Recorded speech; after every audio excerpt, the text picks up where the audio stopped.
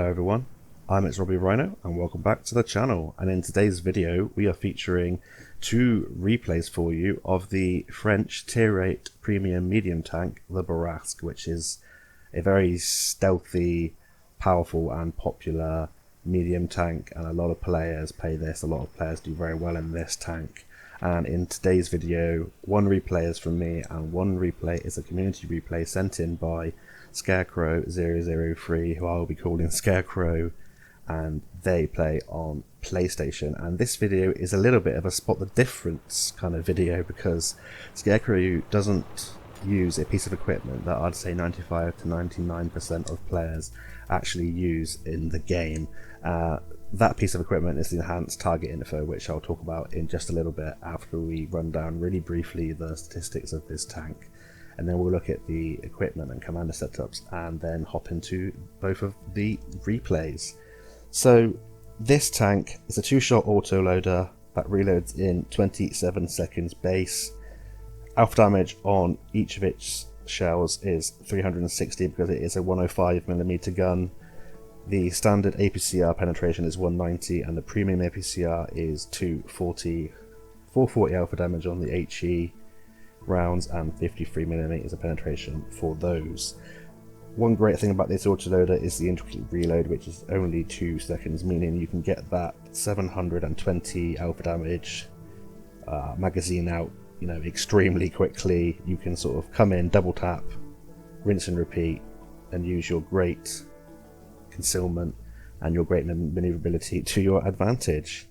A few downsides to the gun though. Obviously it has to sort of be there has to be a downside to sort of balance out the extremely powerful nature of this tank, and that comes in the form of its gun handling. The aim time is 3.2 seconds base and 0.42 accuracy, so it's a little bit derpy and a little bit slow to aim in, but you can get that down to a reasonable level, especially after 6.0 and all the introduction of the sort of really powerful commander skills and equipment. It's got 6 degrees of gun depression, so it's kind of in the sort of mediocre kind of range, but it's still usable, and 13 degrees of gun elevation, so be a little bit wary of that. That can catch you out on hills. Mobility wise, it's really good news for this tank. 62 kilometers an hour forwards with 23 kilometers an hour reverse speed, with a power to weight ratio of 25.77 power to weight, which is really nice.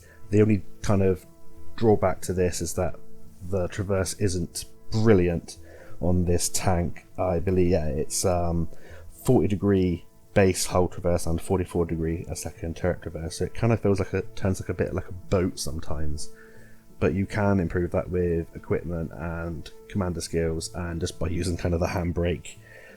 So yeah, and that's kind of what you'll see in the replays. Just sort of to add to that, the concealment is absolutely fantastic. If we just check now, I've got mine down to 245 meters, which is phenomenal for a medium tank, so you can kind of play that pseudo light tank role, and 390 meters view range, which is really nice base, and you can improve that and get that even higher. So commander wise and equipment wise, well, myself, I use the same as Scarecrow, apart from the one missing ingredient that Scarecrow doesn't use, that I think pretty much everyone else uses, from that I've seen on most of the player base use, I'd say. And we'll get onto that in just a second, but Scarecrow and myself use advanced optics and concealment to help the view range and camo, just to outspot your opponents and play that half medium tank, half light tank role. And it's extremely stealthy, and it's a fantastic playstyle and really fun to sort of learn the camo mechanics and the bush mechanics and all that kind of stuff in the game. We also both run a gun stabilizer because the gun does need it, as you've seen from the gun handling statistics. And now we come on to the spot the difference sort of part of the video, and Scarecrow doesn't use the enhanced target info, which is kind of what most players use by default. It's the thing that outlines your targets and it shows your penetration chance basically. And by not using this, it is harder to sort of feather your targets in foliage, and obviously you don't see your penetration chance if you're unsure of the armor thickness of your opponents, but it's a sort of trade-off, and you can invest your fourth slot into something else. And Scarecrow has decided to use the traction system, which is this piece of equipment here that adds 10% to your max speed and 10% to your chassis and hull rotation, and that's a really good choice for this tank. It'll help it turn just that bit better, help you get up to, you know, a higher speed, and use your maneuverability and your camo and view range to outplay your opponents. Obviously it's a trade-off, and I tried doing it this way and I find it really difficult, but if you're used to it and you want to give it a go, by all means, you know, have a look at these replays and see what you think of the difference in using this piece of equipment. Commander wise, we both run exactly the same. 6 cents. I'll just hop onto this actually just so you can see it. So 6 cents, Born Leader, rapid loading, steady aim, snapshot, situational awareness, camouflage expertise, muffled shot, and silent driving. And this is basically just a standard kind of camo setup. So you've got your view range enhanced by the situational awareness, a few gun handling perks. 6 cents and Born Leader are kind of, I'd say, necessary on pretty much every tank, and then you've got some concealment perks just to help with that camo even more. So that's enough waffling about the statistics, and now we're going to hop into the first replay, which is my replay, and we'll see how I get on with the enhanced target info, and then we'll see how Scarecrow gets on in a second replay without the enhanced target info. So see you in the first game in just a second.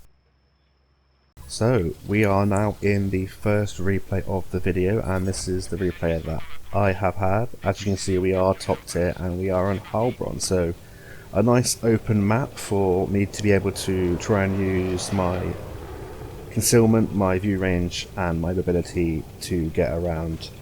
Bear in mind I won't have as good mobility as Scarecrow will have in the next replay, but it's still a very mobile tank, even if you don't add the the traction system or the advanced powertrain, and it does turn kind of slowly, but if you're going down all the hills and that kind of thing and using your handbrake, you can still make it work. So I'm going to come to this position, which I do like in a lot of my tanks. You can easily spot out from the north in this position. You can spot tanks going into the town, and you can sometimes sort of move up a little bit and spot the TD hill, which is located sort of in B6, B7 area. Nothing has come this way so far. I've enhanced my combat rations just to boost my view range a little bit more, just to see if I can just catch someone out. But I haven't seen anyone come this way, so I'm assuming they've either really got into the town, really quickly, which is kind of unlikely for heavy tanks, and they might have invested quite a lot down the sort of 8-9 line, which is kind of a brawling area that I found on this map. It seems to be even more so now than when this map was first introduced. There you see the dodgy gun handling. We got our second shell in for a really pleasing 360 alpha damage, completely average roll for this tank, and then we're back on the reload. And it can be a little bit long, but it gives you time to relocate, and as you can see there, I just tuck up behind the rock to stop artillery from completely obliterating me. You have 1250 hit points, which is relatively low for a tier 8, but again, you can make that work, and here you go, you can see that fantastic 2 tap as we put 2 shots into that Lycan, and we're kind of just rinsing and repeating at the moment. You can see we're targeted, so I'm trying to sort of stay out of the way of artillery fire and anything that might be firing at me from the north. We're already up to 1000 damage, and we're just going to rinse and repeat and use these bushes here to stay hidden, at least until we fire, and hopefully until after we fired. A little bit of difficulty sort of getting the gun depression down here, but I get my 2 shots off, and again I'm just going to head down now while I'm reloading, or I'm not, I'm going to stay up and try and use my view range while I'm reloading, which is something that you can do, and a really good idea. As you can see, I'm facing backwards, and it might seem a bit silly to maybe a newer player, but this is a really good idea if you're going to be firing and you're expecting to be lit up. If you reverse up into a position like that, if you get spotted, put your shot in, and then you can get forward quicker and get out of harm's way even quicker, and that could be the difference between you getting hit, you getting killed, you getting shot, and it's just a really good way to preserve your hit points. I sort of found these little tips and tricks. Some of them, for players that have played this game for a while, might seem a little bit simple, but you know, it's one of those things that I didn't really think about until I played the game for a long time. It's just these little things you pick up and how to sort of make your tank go a little bit, you know, longer in the game, that kind of thing. So we've come over and put our clip in there, and now we're just going to try and use our mobility, weave, you know, in and out of these buildings, trying to get unspotted so that we don't get hit by, I think that it was the Shashka that's there, just behind us. You can see it's got nice mobility even over this sort of soft terrain, and if you're wiggling in and out using your sort of full speed, you are a low profile tank. You're a relatively sort of low profile, quite quick tank, and it's going to be a hard shot for some players that maybe haven't got the best sort of coordination, like myself. And you just got to make yourself as hard to hit as possible. As you can see there, we get a nice shot into the top of that IKV, miss our second, but we try and get up below his gun line so that he has to sort of expose himself too much if he wants to come over and get a shot in. And if he does that, hopefully he'll be finished off. But now we're going to put our 2 shots into this Shaska and miss our second shot because I don't know why. I think I just underled that slightly. I was kind of hoping that I would finish that Shaska off. This is a great tank for finishing other tanks off. You know, if a tank has sort of 700-ish around that health, if you roll even just slightly less on 2 shells, you're still going to be able to finish the tank off, and that's a really nice sort of characteristic to have of the tank. You can run in, and like now, that tank has nearly 500 hit points, but within 2 shots we finish the tank off and then we can escape. And I've noticed these 2 heavies now in the town that are fighting my TD and the other heavy down the one line, and I'm just going to come up to the side and see if I can be a bit of a distraction and maybe get a couple of shells in. I noticed that this TD has come round and now they're facing this way, so I'm just going to take a little bit of time while I'm reloading to sort of go right back round behind the heavies, try and get the sort of sides of them. And this is something that you're going to want to do, especially if you decide just to use the standard APCR rounds, because of the penetration of 190. It isn't brilliant. 240, it does help a lot more, but yeah, it's still a good idea to sort of get the flanks of your enemies to secure those shots in and make sure they penetrate. So we come up behind that Minuteman, get 2 shots into the side of the Minuteman's turret, and now we're gonna sort of look like we're going back out now. Just make that Minuteman think, and then we're gonna come in from a different direction and hope that the Minuteman has turned around to go back the other way. I've got 747 hit points, so I can take a shot. The game is fairly close, so I don't want to be reckless, but I do want to try and get these tanks out, because a hold down side scraping Minuteman is a very powerful tank, and as you can see, he's still facing this way, unfortunately. So I think in a minute I'm either going to have to relocate, or I'm just going to have to try and eat a shot. So I go in now, aim for the Minuteman. That has spaced armor on the side, so I'm going for the rear of the tank where there's no spaced armor. I try and drive off the map into a different map, but as you can see, we picked up 5,111 damage and 774 assistance damage. And in terms of the advanced targeting info, there's not too much to say in this game apart from this is how it looks. This is how it will look if you use it. As you can see, you get that red outline depending on what like colorblind mode or standard mode you're using, and you also get that penetration marker when you're aiming in. It tells you if you can penetrate or not, which I don't really use myself. I guess it could be handy for a newer player, but it's more useful to me to have that outline, especially when you're looking through foliage and trying to feather shots. You get that sort of red or like white outline of the tank, and it can be easier for you to lead tanks and see if they're behind ridge lines and that kind of thing. And it's just a trade-off that you're going to have to think of, basically. And Scarecrow has obviously decided, I think he told me that he decided when 6.0 came out, basically, that he was going to invest the 4th skill slot into improving other characteristics of his tanks, and that's a perfectly reasonable reason for doing so. As we come up and get 2 shots into this S51 just before he comes round, and get a little pig kill at the end, which is delicious. So that's a victory, a very nice game in this tank, showing off its camo and its, you know, ability to get around the battlefield. 6 kills, so a top gun, 5.5k direct damage, 770 assistance, sniper high caliber, and a top gun. Master Badge 1. I'm looking to go for the 2nd and 3rd, hopefully. eventually marks of excellence in this tank, and yeah, an all-round decent game with 2k base experience. So now we're going to head into Scarecrow's replay, and we're going to see what it looks like without the enhanced target info, which is a little bit scary for me, but yeah, we'll see how he gets on, and he's going to have a really good game, so see you there in a bit. So we joined Scarecrow here on Arctic region, and as you can see, Scarecrow uses only 2 clips worth of HE and the rest premium APCR, which in my opinion is a really good shout.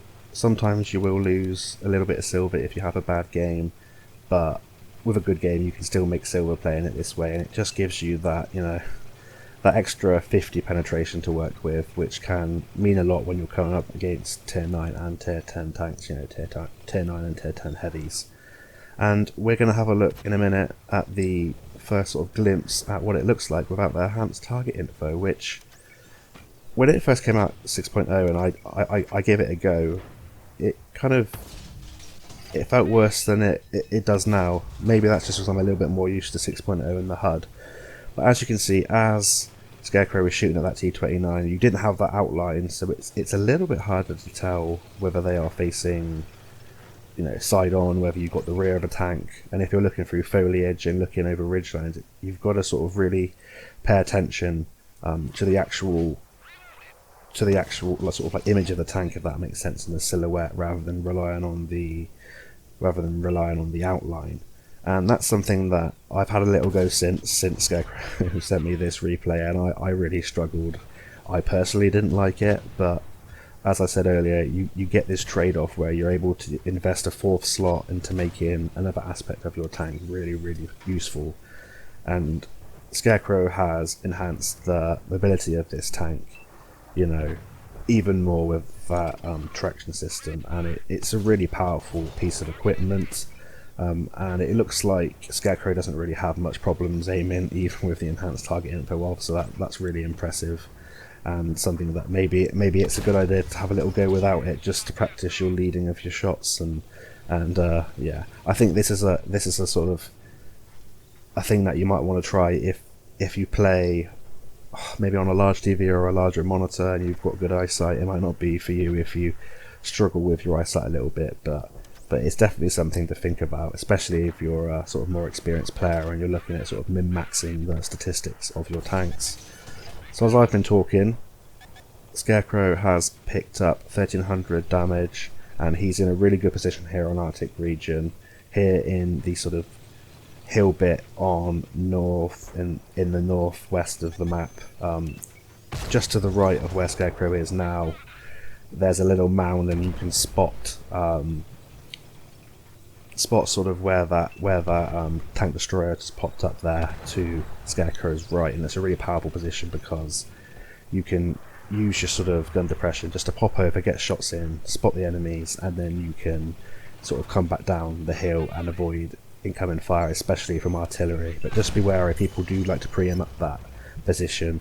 But yeah, it's very powerful, and you get shots down here into this little spotting location here, that it's like a counter position for where that position was that Scarecrow was in. But as you can see, the mobility has improved a lot from the game that I played. It just turns a lot quicker now, the Bourrasque, as you can see, and it's a lot easier to sort of get out of harm's way, and also to miss shots that are coming in from the enemies. And this is gonna just make this playstyle even more like a light tank, I think. And with a gun like this, with a gun that can deal 720 damage in 2 seconds, you know, having a light tank playstyle with great concealment and view range with that is gonna just be absolutely phenomenal. And this is the position I was on about, where you can spot that sort of 2-line push, and Scarecrow is what, 205 to 210 meters away, and not getting spotted until he fires, and that's a really, really good thing to have in a medium tank. And there you can see that Scarecrow uses the reload, the instant reload, not just pressing sort of A. You can press on the D-pad to reload, and gets that reload going. He only has 1 shell left. He didn't want to just wait around with that 1 shell and maybe not fire for a long time. And that's something that you've got to play around with and get used to sort of doing with your autoloaders and your auto reloaders, is knowing when to keep the shells in your clip or when to dump them and go for a reload. And just by going for that reload, Scarecrow is now reloaded to get 2 shots into this 416 and get this 416 turn in for the CS59 that comes up with the push that Scarecrow initiated there and finishes off that 416. And that's a really good bit of teamwork there, and as you can see there, affirmative. Good game in each other, which is always nice to see a bit of teamwork in this game. It doesn't always happen, but when it happens it's really nice. And as you can see there, Scarecrow's reload is 21 seconds, and for 720 within 2 seconds, that's pretty damn good. Scarecrow again showing that he's a very decent player, going for the tracks there on that diamond back. Unfortunately the second, I think it missed or it just hit the tracks. But that's another thing that you can do in an attack like this. First shot is 105mm, so you're likely sometimes to sort of break the tracks of your opponents, and with the second shot you get a penetrating shot, and if you can keep people sort of out in the open for your opponents, you're going to get that assistance and you're just going to get more tanks taken out of the game. And if someone repairs instantly and you've put a shot into their tracks, because you have that second shell, you put that shot straight into their tracks again and they're stuck there unless they carry 2 repair kits, like an insane person. It's not that insane, some tanks, I think it's a good idea, but yeah, not on too many tanks. So now Scarecrow has sort of stayed around this position, but he's noticed this AT-15 pushing, and a turretless TD against a tank like this is like the worst, the Bourrasque is the worst nightmare for a tank like the AT-15, because whatever the AT-15 does now, he's kind of screwed. He's fighting 2 tanks from 2 different positions, and as you can see there, great teamwork again by, I think it's Zymek in his CS59, and by Scarecrow. Scarecrow made that, initiated that push again, like he did earlier with the 416, made the tank turn, and the CS59, who is a one-shot, was managed to get a shot into the side of the AT-15. And in that short amount of time, Scarecrow's picked up 3.7k, well, nearly 3.8k direct damage and 677 assistance. And Scarecrow is just looking to get that shot in on the diamond back. Unfortunately, that tank is very well armoured, and at that angle with the APCI, it's going to be very difficult to go through the side, because it's sort of angled at a 45-degree angle, but it's always worth having a go. And as you can see, Scarecrow has left his 1 shell in because there's this light tank going after the artillery, and Scarecrow has got such great mobility, there was a chance that he would have got back in time to save the artillery. He doesn't, unfortunately, but Scarecrow has now got the opportunity to take out this light tank with a fantastic shot, really well aimed. And as you can see, it really doesn't faze him that he hasn't got that enhanced target info, and I'm really amazed at the ability, the sort of skill of his shooting, and the leading of the targets, and even just seeing the shots basically without the enhanced target info, because you've got the ridgelands and the foliage, and you know, on some maps you've got that sun glare. It's going to be really difficult, so I'll be really interested to see more of Scarecrow's replays and see how he copes on different maps and in different scenarios with it. But yeah, it's really impressive. It's not for me, but it's a very powerful tool to have that 4th slot to be able to invest in something else. For a newer player, like I said, it might not be a great idea, but for a more experienced player that's willing to sort of dabble and try, min-max the statistics and different aspects of the tank, it's a fantastic idea. Scarecrow has come up behind that diamond back, instead of shooting at the side, it's come round, used the mobility and finished the diamond back off, and now he has spotted both little piggies at the back, and it's just going to go off so that they can't get shots into him. I'm going to stay here because Scarecrow is now unspotted, and as you can see, the absolutely fantastic camera rating of this tank. I'll be surprised if the M40-43 spots. Oh, he must have very decent view range, where it might have been the TD behind Scarecrow actually that spotted him there. Again, low profile. If Scarecrow is just going forwards and backwards there, that SU-101 is going to have a difficult time to actually hit him, and again the concealment come into play here. He's unspotted. That SU-101's either facing a different opponent, or he's expecting Scarecrow to be to his right, or his left, sorry. But again, Scarecrow got that reload in very quickly, another 2 shots tapped in there, and now up to 5.2k damage and 844 assistance, and a fantastic game. just showing you the power of the extra mobility and yeah, the sort of skill and how it might not be as hard as I thought and as people think to cope without the enhanced target info. Please let me know in the comments if you use it, if you don't use it. But here's the end of this artillery here. Our Scarecrow sees him fire, gets 2 shots in, gets a lovely piggy kill at the end there. Gets tapped by the SU-101, but still got 900 hit points to play with. Now unspotted again, and it's just a case of waiting and whether Scarecrow can get a shot into the SU-101. Enhances the combat rations to get that reloading quicker, and fires right into the side of the SU-101 and finishes him off with a fantastic shot, and that caps a fantastic game and a fantastic victory for Scarecrow. Here's a little victory screen here, so yep, no surprise there. Scarecrow finishes with Top Gun, 5.6k damage, 844 assistance, makes a butt ton of silver, Mastery Badge, Pascucci's Medal, and 2.2k base XP. Absolutely phenomenal game. Thanks so much to Scarecrow for sending that one in to me. I'm always looking for community replays to commentate over, especially ones that, you know, like this, that have a little bit of a different aspect to it. And yeah, let me know if you'd like me to commentate on your replay. Contact me on Twitter or on Facebook or on Discord, and I'll happily take a look at your replays. So I really hope you enjoyed this video, a little bit something different for you to sort of think about. 2 great tanks, 2 different ways to play the tank. And yeah, I hope you all have a really good week so far. More content coming out soon. I hope to see you on the battlefield very soon, and bye for now.